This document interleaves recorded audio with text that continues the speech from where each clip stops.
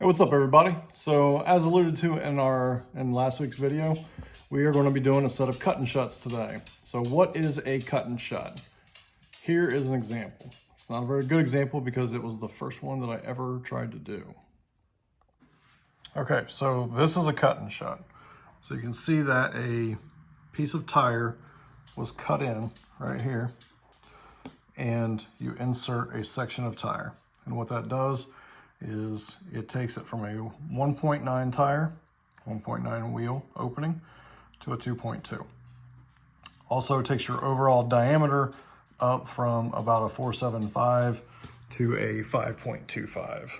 So what that does is it gets you a tire that is, like, they don't make a really good, except for J Concepts, the Tusk, they make that in a 525. But like, I'm not really a big fan of the G8 Pro lines. These are Predator Compound Pro lines. In hotter climates, like out west, I know they don't like them because they just kind of disintegrate from the hot temperatures. But here in the Midwest, they're not too bad. I'm not running on 150-degree rocks for the most part, so they do pretty good. So I want a good soft compound to run. And like I said, you really just can't get that in a 525. I wanted to run crawlers on this. I thought about buying a set of Tusks for it, but I wanted to do a set of cut and shuts for it. So, because these are really good tires. Are these tires perfect? No, they're not. But that's okay because it gets driven, and so yeah, they're going to get tore up. They might rip at some point. If they do, I build them. I can fix them. So anyway, without further ado, let's get into how we actually do this. Okay, so here is a brand new 0 miles Proline Crawler Predator compound. And as you can see from my last project of doing these, I have about this much left over. Now, you can go as crazy on this or as non-crazy as you want. I'm not crazy. You can go through and you can line up like your lettering and stuff like that. Like, you know, it says BFG there. You can do all that. About as crazy as I'm going to get is on this. You can see that, like, you can see it, but I did a fairly good job of lining up the tread. And the way you accomplish that on these, at least, is you have your tread pattern and you try and follow that as closely as you can with scissors. So you can see that's kind of done on both sides. That side, not really so much. That must have been my first cut that I made. So, but by the time I got done with it, this is what I was doing. So that's what we're going to do on this one. So what we're going to do is we are going to make a cut right along this tread pattern the same way. So that way when we cut the new piece and add it in, then it's about right. So I'm not really worried about lettering. This is actually just going to be a spare tire for me in case I have an issue with one of those. And, you know, I just don't have time to fix it or, you know, whatever. So we're going to go ahead and cut this. I'll show you what that looks like here in just a second.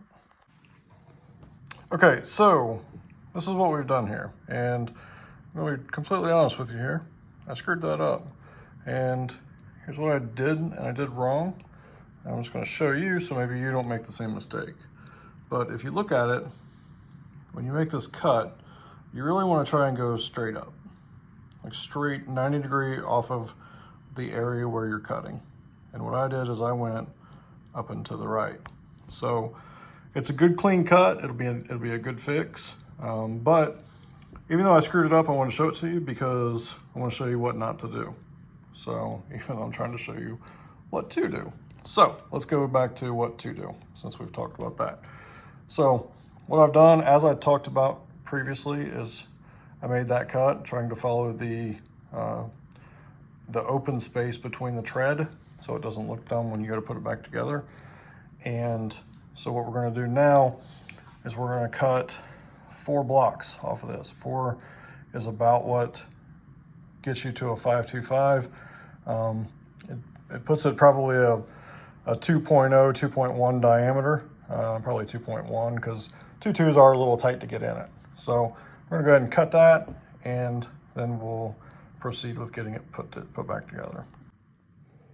Okay, so here is tip number 1. Probably can't see it, but I have a foam insert in there, and I can pretty much tell you that you can't do this without having at least some sort of an insert in there. Whether it's the one you're going to use, or if you have a dummy like what I have, then you absolutely have to do that. Now, this is also your time that you can get as picky as you want. So we're trying to work this together with my one usable hand. So you can see that the cut is pretty good. So this is your chance to fix anything that needs to be fixed. My main tip is that when you do this, a couple things, I guess. So on these Proline crawlers, and probably on most tires, haven't done this on really any other set other than the crawlers, but you can see that there is a line there, and you want to put this back together with that line lined up. If you don't, then you're going to have what I had the first time that I did this, and you're going to have a wonky looking tire that I end up having to cut back apart and fix. So make sure you line those up.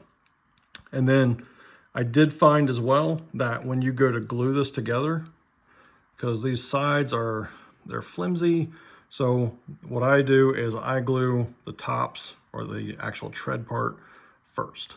And yes, I am not a hand model, so I'm just pointing that out before you do in the comments. But if you'd like to make fun of me in the comments for it, then you go right ahead. So yeah, but do this first, let that set, do both cuts, let that set, and then you're going to be a lot happier trying to put your sides together. Now for glue wise, Loctite gel. Yeah, Loctite with gel control. This is the best stuff that I've found to do it. It dries pretty quick, and it dries very strong. So, and if you're going to do this, it's better to pick up probably 2 bottles to do it. I went through like right at a full bottle doing mine, and like I said, I had to fix one. So if it's your first time doing it, I would definitely suggest picking up 2 bottles of it. So, all right, I'm going to go ahead and get the top glued, and then we'll come back here and I'll show you what we've got. Okay, so we have the top glued, and this is again where I say you can either go as crazy as you want or as non-crazy, because if you look at it right here, you'll see that I have 2 lugs that are matching beside each other, and then over here again I have 2 lugs that are matching beside each other. Do I care? No, because this is just going to be a spare tire that I'm going to have laying around, and for the purposes of showing you how to do it. If you want to do it differently on yours, then obviously feel free, because it's going to be your set of tires. So, but again, I just don't care. I'm showing you how to do it physically. And one thing I haven't touched on too is I would use a good pair of kitchen shears, because like body trimming scissors and stuff like that, you would think that would be great, but for whatever reason, they didn't want to cut it. So, but anyway, we'll go ahead and get these buttoned up. You can see that this isn't necessarily going to go, maybe it will. Maybe it will. So get these others glued up, and then we'll show you what the final product looks like. Finished product. This is actually, outside of screwing up the tread pattern, stuff like that, this is probably one of the better ones I did. It's probably better than any of them that's on that one.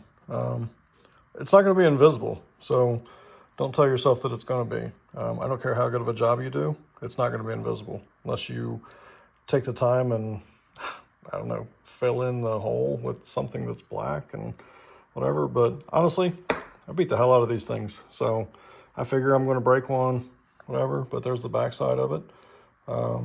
Yeah, like I said, it is not that hard. It's intimidating, I get that, but do like I did. Like here's, like, I tell you how beautiful things are. Look at this. This is the first one I did. Like, it's terrible. I mean, the sidewall's okay, pretty decent actually, but like, yeah, I didn't do anything great. So find yourself an old set of tires and use them first, and just try it. So I know you think you can't do it, but I'm just an idiot with some scissors and some glue. So if I can do it, you can too. Yes, that was meant to rhyme. So anyway, that's it. Good luck. If you have any questions about this, hit me up in the comments. I will do what I can to answer them. But hopefully this helps get you to the point where you want to do a set of these. So they're perfect for this because it's a big wheelbase car, and I want to run 1.9s on everything, but it's just a little bit big. Capper axles are wide. So yeah, so it's definitely a great addition to it and has made it a different vehicle. So good luck. And like I said, if you have any questions, hit me up in the comments. Appreciate it. Have a good day. One more thing. I've been trying to introduce videos before they come out. So next video is going to be a build breakdown on this dude. So I did some different stuff, and I've got some stuff that I need to do to it. So that will be coming out in the next video.